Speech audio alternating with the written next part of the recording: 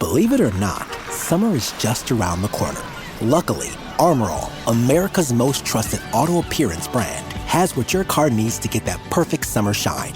Plus, now through May 31st, we'll give you $5 for every $20 you spend on Armorall products. That means car wash pods, protectant, tire shine, you name it. Find out how to get your $5 rebate at armorall.com. Armorall, less work, more clean. Terms apply. I'm Jason Pack. And I'm Alex Hall, and this is Disorder, the podcast which tries to make sense of our mad world. It's also the podcast where we share with you our depressing and disordered experiences of trying to buy a car or insure a car in the UK, or deal with a cell phone contract, or wait on hold for like 2 hours and then, have to talk to some automaton. I firmly believe that these crazy interactions with the dysfunctional world of customer service gives us some insights into how things don't work in the world around us. The term is enshittification. Enshittification is a technical term coined by Cory Doctorow in November 2022 to describe a pattern of decreasing quality observed in online services and products such as Amazon, Facebook, Google, Reddit, Uber, and of course, Twitter under Elon Musk. Amazingly, this term was selected by the American Dialect Society as its term of 2023, its word of the year. So what Doctorow means by enshittification is that a platform comes into being, it's good to its users, it's useful, it captures users. Then it abuses their users to make things better for their business customers, to get advertisements, maybe to siphon the data from the users to sell to the advertisers. And then finally, they're bad to their business customers and their users as they claw value back for themselves and become useless. But the barrier to exiting the platform is so high that, you really have difficulty switching from Twitter to Blue Sky or from Amazon to an alternative service. So it becomes enshittified. We're going to talk major enshittification on this podcast.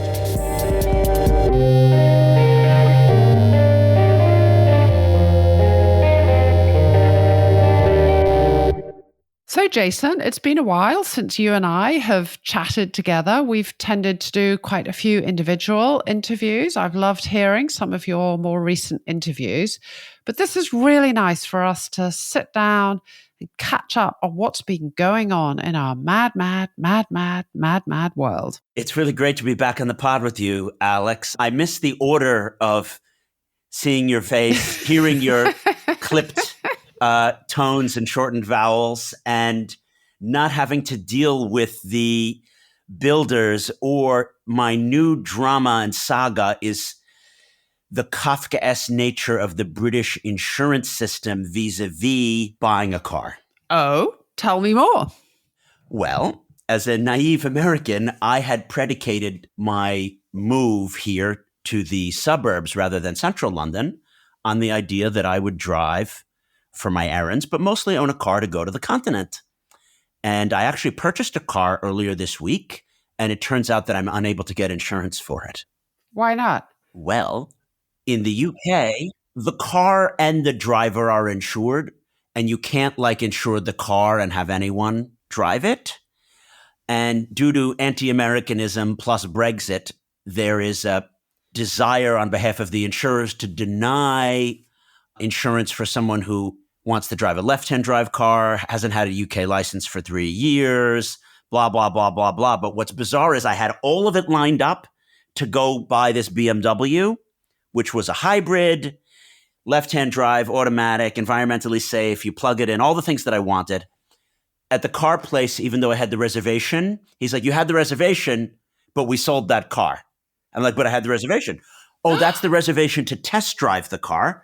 It doesn't hold the car, but I have another one exactly like it. So the other one was exactly like it to my specs. I purchased it, but because it's a Toyota, the insurer won't insure a Toyota, even though it's the same thing, a hybrid, automatic, left-hand drive, exactly the same price. I've been on with all the great and the good of the insurance world. They simply won't insure it because the BMW, apparently, even though it's left-hand drive, they can treat it as right-hand drive in a overall German car policy. No such thing exists for Toyotas. They won't insure it. I can't buy the car. I can't even co-buy it with a British woman and share it because apparently you can't share a You car. mean if you had an arranged marriage with a British woman, you still couldn't insure Well, a share. car? I was actually planning on buying a car with a British friend because it's not like I'm going to use it frequently, but that's not allowed. No. You have to be insured individually. The car has to be insured. You have to be insured. But the bit that really intrigues me is why you want to get a left-hand drive car. I mean, you live in the UK now. It's true. I guess there's the extent to which it's 1 foot in, 1 foot out. Do you know that that's the very nature of my life here? I'm hedging my bets against developments in the States and the global enduring disorder in general. But when I was a graduate student, I rented cars and obviously rented British side drive cars. And I feel that they're unsafe for those of us who grew up driving continental side drive cars. I bumped mirrors. I've had other stuff, all of which has never happened to me. You know, in the States, I've driven for 20 years and like 300,000 miles and never had an accident, really. I also want to drive mostly to the continent. The car will exist for me to go, you know, for my summer holidays and to go to a conference in Brussels.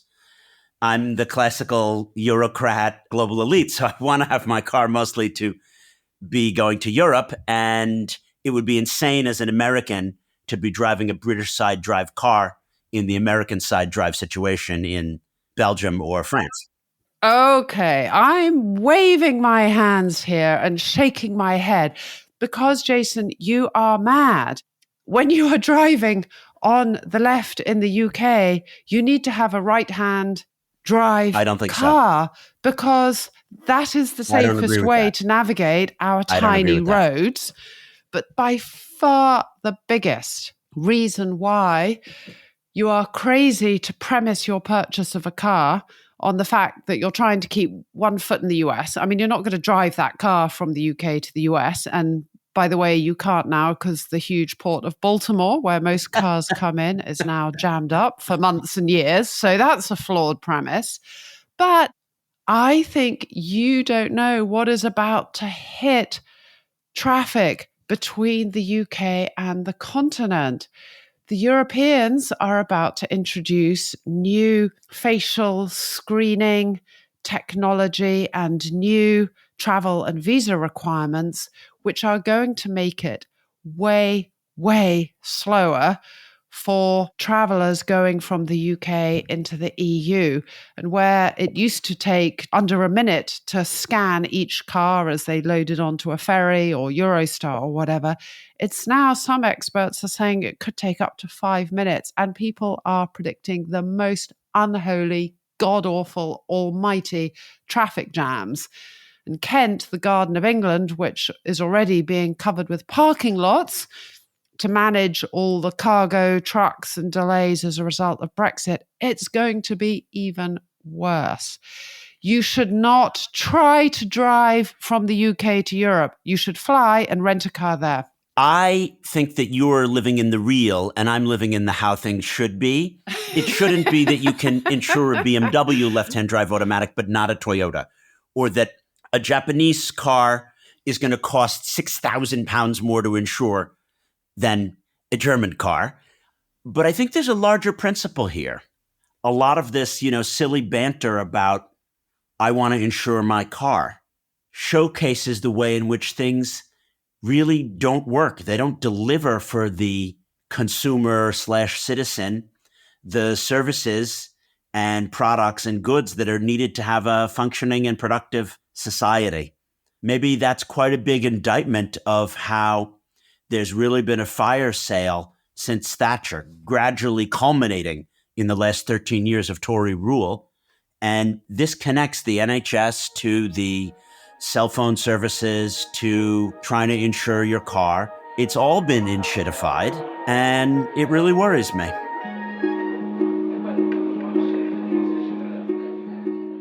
So, Jason, did you see the Conservative Party political ad that they put out portraying London as a kind of Islamist hellscape It's got this is London, crime, smog, fear, stalking the streets. I mean, it was the most absurd, overhyped, atrocious, fake party political broadcast I think I have ever seen. It's not the London that most people know and think about. You feel that you're in the center of the universe here in a way that New York, I think, felt for an earlier generation before it became a shop town for finance and fashion. You know, New York used to have people who did policy and who were intellectuals. That has ceased because they can't afford to live there anymore. And London is an everything town. It's a town where you have every kind of art and policy making, but you also have finance and fashion and culture and charities and every kind of religion and ethnic group. Do you know what I mean? It's a truly an everything town. But going back to the ad, I think that those things are so overplayed that they will hurt the Tories because obviously they use New York subway footage in that clip. And it's like so transparently dumb. The transition from Theresa May to Boris Johnson was from a serious politician trying to implement a flawed policy to just amateur hour. And that people have understood that the Tories now represent foppish amateur hour. And it's not just that they, are Etonians who are making policies while they're at their clubs. It's that they can't even hire people who are really professional. So that the attack ad is done by like a person who doesn't know how to edit video properly. It was probably the godson or goddaughter of some Etonian politician who was serving an internship at Conservative Party headquarters. It has sort of amateur written all over it. And maybe this bright young intern had spent a semester at a college in the US and had sort of picked up these radical, new and exciting political ideas. I think you're onto something, which is the cross-pollination here. Boris Johnson also, to my mind, represented a culmination of a many decade-long process where British politics have become Americanized. Lack of consensus between the parties, ideological attacks, I guess what you would call culture wars, and now, the war on woke, which Sunak has really embraced. But it doesn't work in the UK because it's like just taken from an American playbook and he thinks it will get him elected. I also think all this shit is going to backlash and that UK politics is going to get more normal when Starmer comes in and the culture wars are out and, things are just getting more normal. But we have established before that I am delusional in my belief that things essentially have to work out when all evidence shows to the contrary. Yeah, like your episode with Brian about we try to find patterns and meaning in some quite random and chaotic events. And sometimes when you think things can't get any worse, they actually do. It's been described as the Bannonization of British politics. So for me, sitting here in the US, I mean, to watch Liz Truss at the absolutely ghastly CPAC event that took place at the Harbour just north of Washington, D.C., just across the line in the state of Maryland, and her playing to the audience and her cycling out of all the tropes about the deep state and people trying to thwart her. And she even put the FT and the Economist in the deep state. I wrote an article for Byline Times where I compared her to a sort of marionette sitting on the lap of Steve Bannon, and he was sort of acting like a puppeteer, and she was sort of obediently parroting all these sort of ridiculous lines. Now, I understand because I think she's got a complete bird brain and absolutely no principles.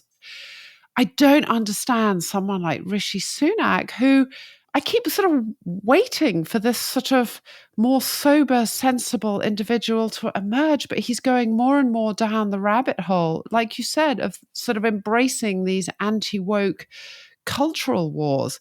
But I don't believe he believes in it. That's not who he was. I don't know if there is a dark heart of Rishi Sunak or if there's any actual consistency at all. You would think that he would be more like a David Cameron or a Jeremy Hunt in traditional conservative one nation Tory kind of values and policy. But my view about the man is that he just will do anything to stay in power. And if it was appointing Braverman to demonize the migrants, he'll do that. And if it's his advisors are whispering in his ear, say that London is run by Islamist terrorists and it's unsafe, he'll do that. But finding the metaphor for the Conservative Party is pretty difficult. I have a good joke about Donald Trump and the Ten Commandments. No, but I want to hear it. On Rishi Sunak. No, but I'm going to finish on Rishi Sunak first, which is, I think it is his head boy nerd persona. I don't believe he has any principles. I have found him grotesquely disappointing as Prime Minister. And I think what motivates him is he's sort of trying to be the popular kid. He's trying to be in with the in crowd. And he's like the head boy, and he's trying to sort of appeal to the sort of who he thinks are the popular kids.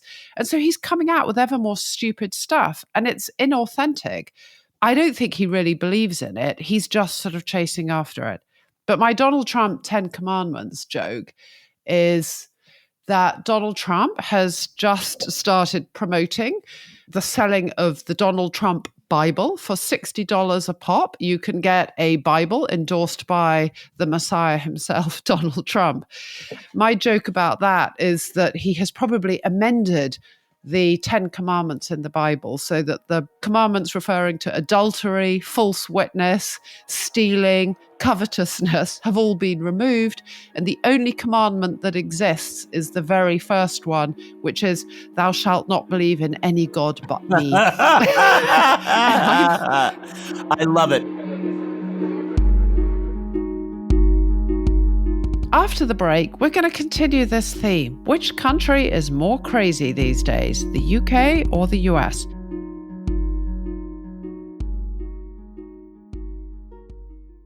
All right, Jason. So who's made the more fucked up decision? You to move to London or me to move to Washington? Oh, God. It depends on what day you ask me.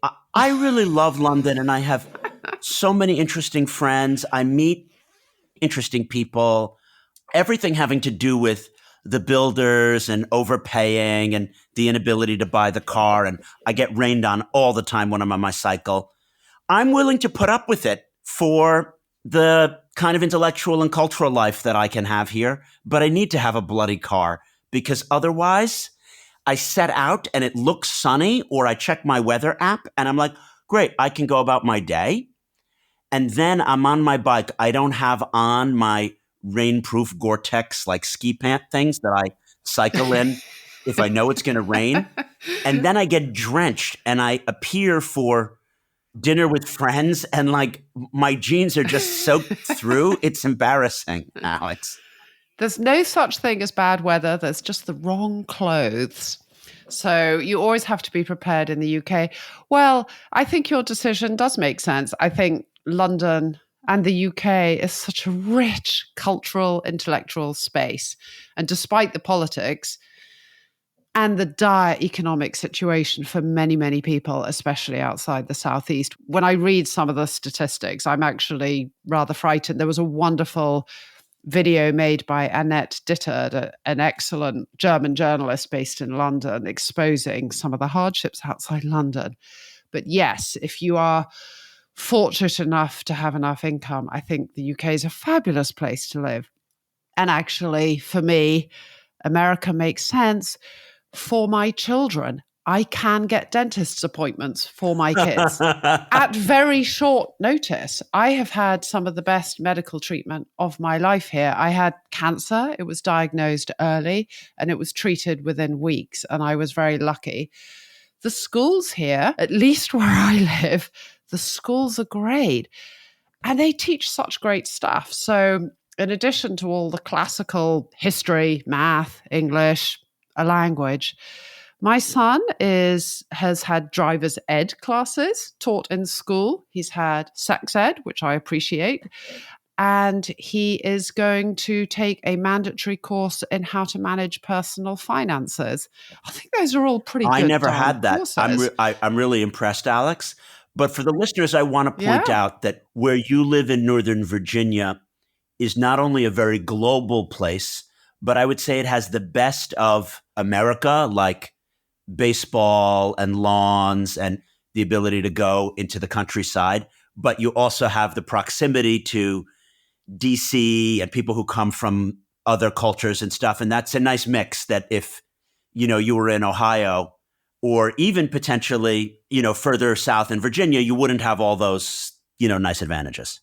Absolutely. And in fact, the teachers at my son's school told me that because I was complimenting them on what they were doing to help my son. And they said, it's not like this in every school system. There are advantages and disadvantages to the US and the UK. I think that I'm not unique in the observation I'm going to articulate now, but I've kind of honed it to a comedy routine, which is that life in the US is convenient and life in Britain might be uplifting or inspiring, but the convenience of suburban American life with your car and the amazing supermarket and all that stuff, of course I miss that.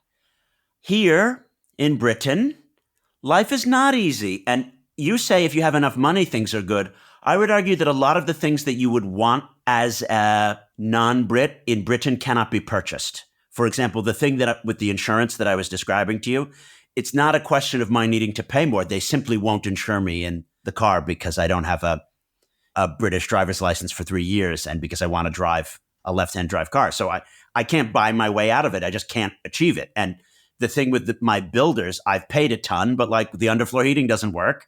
I can't pay more. It just simply has been screwed up. So the convenience factor in the UK, I think that if you're an oligarch, yes, you pay like a property management person who manages the builders and you pay someone to manage the insurers. But if you're a regular middle-class person, it's not even just a question of throwing money at it, which is to me very interesting. That convenience is not something that can be solved with money. It just simply doesn't exist. So the British Chancellor, Jeremy Hunt, was recently quoted as having, I think he said it in a tweet, that he had run into a constituency member who was expressing how difficult it was, even on a salary of £100,000 a year, to make ends meet. And he was expressing empathy because the cost of housing in the southeast is so high. And it led to a tsunami of criticism on Twitter because 100,000 is like the top, I don't know, 5%, 2%. I actually did some research here on this because I saw the same interview you did, or I think it must have been the same one. I was shocked to learn that only 3% of British earners make more than £100,000 a year, whereas a whopping 27% of Americans make more than $100,000 a year. Of course, $100,000 is only £80,000. So if we stick with that figure, 5 or 6% of Brits make above it, but 27% of Americans do. And this really explains, if you're middle class in America as opposed to in England, you have so much more money and the amount of convenience that you can buy with your degree. And anecdotally, if you're a British trained lawyer who does both American and British law, so you've passed the US bar in, say, New York or Washington, and you're also a British trained, say, an Oxford educated lawyer, so that you can deal with a multinational, say, that works in the cosmetic or pharmaceutical industry where they have British and American operations, and you need to know the law in both. The same job in the same position, the London salary is frequently only 60% of the Manhattan salary for the same job. If you move to the Manhattan office, your salary instantly jumps, even though you haven't gotten a promotion. That really explains to me kind of how things work differently.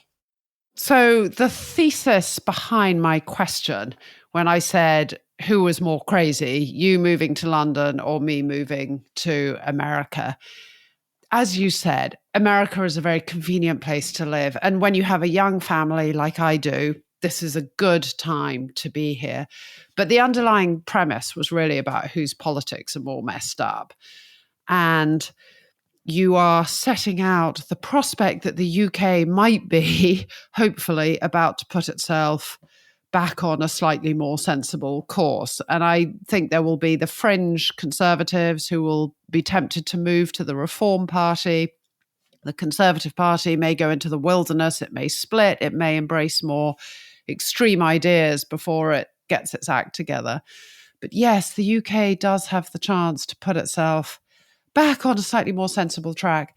Here, we are on the brink of some unprecedented election, and that still sends chills down my spine for reasons I don't need to spell out to our listeners because you and I have talked about it. The question I have is, if, God forbid, Trump won in November, how bad is that going to be for people living in America? Or is the real impact for everybody else around the rest of the world, especially, security in Europe? I mean, that's a question that I ask myself. I know that Trump is going to go after what he sees as the deep state. I know he's going to mess with America's democratic institutions, its court system, the FBI, the Department of Justice are all in his sights. And there may be serious economic consequences as well as political consequences. But is America itself, going to go into a complete tailspin? Or is the unpredictable nature of Trump, his affinity for dictators like Putin and populists like Orban or Bolsonaro and the others we've talked about, is that going to have more serious, grave consequences for the rest of the world? What do you think? And it's an open question because I fight it in my mind. Are we more screwed up or is the rest of the world more screwed up? These are unknown unknowns, Alex. I would say that the only guesstimates that we can take are looking at places like Orban's Hungary, Netanyahu's Israel, and Modi's India, because those are consolidated neo-populist systems, to my mind, right? And none of this is provable. If, God forbid, Trump gets in and the Republicans, retake the Senate, which those two things are likely to happen together.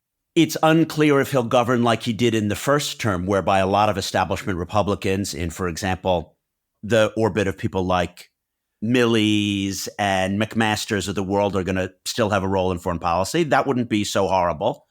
That to me seems unlikely. I mean, we don't really know, but what other pundits who study this much closer than I do have put forward is when Trump took the reins of power in 2017, he inherited a Republican Party with a lot of very competent and sane and accomplished people.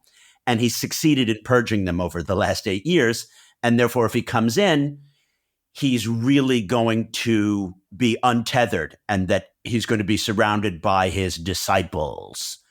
There is another school of thought, which is that all he wants to do is to get into power and he doesn't actually care how he governs. And therefore, the statements like, ha, ha, ha, any NATO member who doesn't pay its 2%, like, I'll turn you over to Putin, that he's just saying that because I don't think that the man has like some anti-Estonian views. He has no views. He has no views on Estonia. Do you know what I mean? And it's not like he's ready to toss those Slovenians overboard. He doesn't have any views on this. So, it might be similar to the first term. I am pessimistic because I think the only thing that we have to go on is looking at Orban, Netanyahu, and Modi. They have consolidated their neopopulism over time. What has happened in all three of those places, a purge of the judiciary or an attempted purge of the judiciary, the turning of privately owned media into quasi-state media. In other words, Orban has either bought or had his oligarchic friends buy opposition media and consolidate a narrative. In India, part of the reason why we've discussed that there is no longer a Congress party worth speaking about is that the media has been cowed by the BJP and opposition politicians are either imprisoned or they can't get airtime or they're in fear for their lives. And that's a situation which we don't know if that's going to happen. That will Fox News essentially make it impossible for people to say opposition viewpoints? And will the courts be going after people like me for my views? I mean, I don't want to get to DEFCON 5 on this because I feel like it is difficult in as robust and complex a society as America to consolidate that kind of neopopulism. So I'm worried, but not terrified. So I'm a little bit more optimistic about America's ability to survive, not least because of the existence of state governments. So there is a natural balancing there. So even if things are going crazy at the federal level, that's not going to stop individual states governing themselves and managing their situation and acting as some sort of a balance. I am more worried about the international repercussions, not because I think Trump has a coherent worldview and, has a systematic plan to forge alliances with authoritarian leaders, but more that things can happen by accident, because I do think there's been a grain of thought that's been consistent running through Trump's head. Why do we spend all this money protecting all these countries far off? He doesn't understand that European security is part of American security. If you were Putin, this is your moment to try and grab back Estonia. And I don't think Trump would send troops to protect Estonia. I just don't think he would. And so there's that gamble. Again, I want to push back here, Alex. He correctly grasps that large swaths of the American electorate don't understand the connections between Eastern European security and American security. And therefore, electorally, it makes sense for him to say that. But the deep state, to use his term, will still be in charge of our security policy. And I think it would be very, very difficult, if a NATO member was attacked, to not invoke Article 5. Yes, that you could imagine some kind of apocalyptic scenario where he either withdraws from NATO or he so undermines things, but we just really don't know there. There is a counter, which I often hear people put forward, though I don't particularly find it persuasive or reassuring, which is that all the conflicts we're seeing bubbling up in the world now happened on Biden's watch. And they didn't happen on Trump's watch because he was so unpredictable that in itself scares President Xi and President Putin, that, he could be the wacky, such a stupid guy. He really would use nuclear weapons, whereas nobody really thinks Joe Biden would. So there is that, but I don't find that a very reassuring idea. I find that absolutely absurd. The reason that Putin would have invaded Ukraine during Trump is because Trump would just have given Putin the things that he wanted in Eastern Europe anyway. The idea that somehow Trump's random megalomania that he might pull the nuclear trigger leads to a coherent and systematic deterrence, I find that absolutely absurd. But Alex, always great to chat through the disorder with you. This has been a very disorderly treatment of our disordered universe. We've not been together for a little while, so it was just fun doing this. If you'd like hearing about the mundane travails of getting insurance and of shopping, you can follow this show so you never miss an episode. We're also on social media. Just search Disorder Show. If you want more backgrounds on our humdrum lives and my take on things, please subscribe to the Substack by following the link in the show notes. All that remains is for me to thank our producer, George McDonagh, and our executive producer, Neil Fearn. We hope you have an orderly and thoroughly unenshittified week.